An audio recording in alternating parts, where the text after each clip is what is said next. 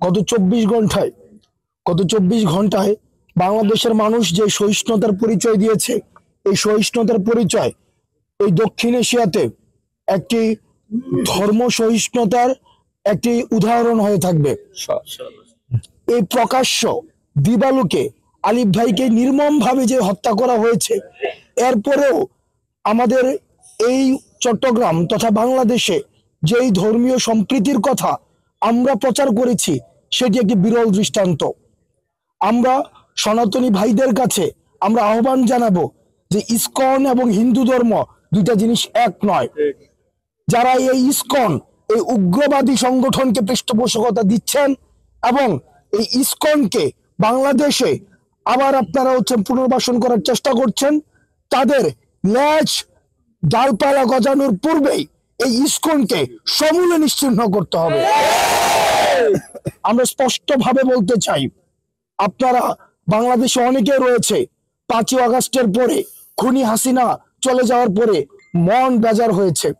আমরা আপনাদেরকে বলতে চাই, আপনারা বাহ্যিকভাবে বাংলাদেশি আর মানসিকভাবে হিন্দুস্তানি, এই মন নিয়ে আপনার এই 5ই আগস্ট পরবর্তী বাংলাদেশে আপনারা প্রাসঙ্গিক নয়। আমরা সবাই বাংলাদেশি, সুতরাং মানসিকভাবে আপনাদেরকে বাংলাদেশি হতে হবে এবং বাহ্যিকভাবে বাংলাদেশি হতে হবে। এত কিছুর পরেও আমরা ব্যর্থ কণ্ঠে বলতে চাই যে সনাতনী ভাই যারা রয়েছেন, অন্যান্য ধর্মের যারা রয়েছেন, আমাদের দেশে সবার ধর্ম চর্চার ক্ষেত্রে সমান অংশগ্রহণ থাকবে এবং আমরা এই নিশ্চয়তা দিচ্ছি আমাদের জায়গা থেকে, আমরা আমাদের ধর্ম আমাদেরকে এটা শিখায় যে সংখ্যালঘুর অধিকার আমাদের হাতেই সবচেয়ে বেশি নিরাপদ থাকবে। আমরা আপনাদের কাছে মিডিয়ার মাধ্যমে দেশবাসীর কাছে আহ্বান জানাবো, কোনো উগ্রবাদী ধর্মীয় সংগঠন অথবা আপনার আশেপাশের আওয়ামী লেসপেন্সার আপনাদেরকে কোনোভাবেই যদি প্ররোচনা দেয়, আপনারা প্ররোচিত হয়ে কোনো সংখ্যালঘুর বাড়িতে আক্রমণ করবেন না, কোনো সংখ্যালঘুকে আপনারা কোনো ধরনের আক্রমণ করবেন না।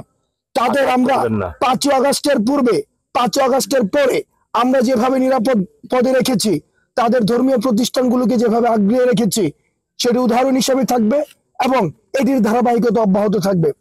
সর্বশেষ, গণমাধ্যমে যারা রয়েছে, এই সংকটে বাংলাদেশের এই যে সাম্প্রদায়িক যে সম্প্রীতিটি রয়েছে, এই সংকটে আপনাদের একটি গুরুত্বপূর্ণ ভূমিকা রয়েছে। আমরা দেখতে পাচ্ছি 5ই আগস্টের পূর্বে কিছু কিছু গণমাধ্যম খুনি হাসিনার লেসপেন্সার ছিল।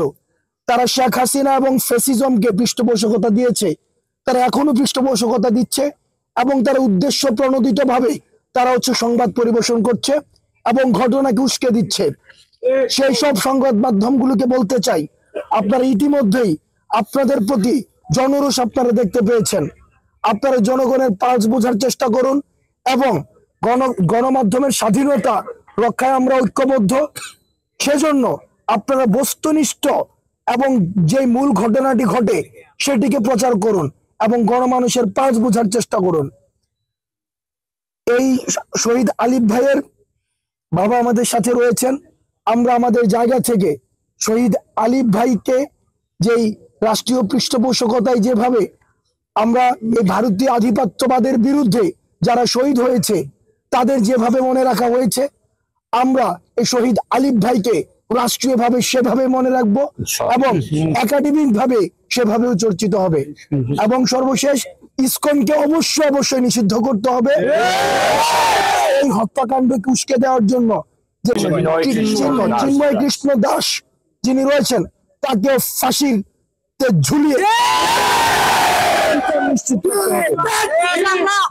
আমাদের যে দাড়ি টুপিওয়ালা ভাইদেরকে গত 16 বছর যেভাবে নির্যাতন করা হয়েছে, নিপীড়ন করা হয়েছে, তাদেরকে জেলখানায় যেভাবে নির্যাতন করা হয়েছে, সেই ছবিগুলো আমাদের অনলাইনে আসতো, আমরা দেখতাম। কিন্তু আমরা দেখেছি এই খুনিকে কারাগারের মধ্যে, সেখানে রাষ্ট্রীয় অতিথিশালার মধ্যে করে রাখা হচ্ছে।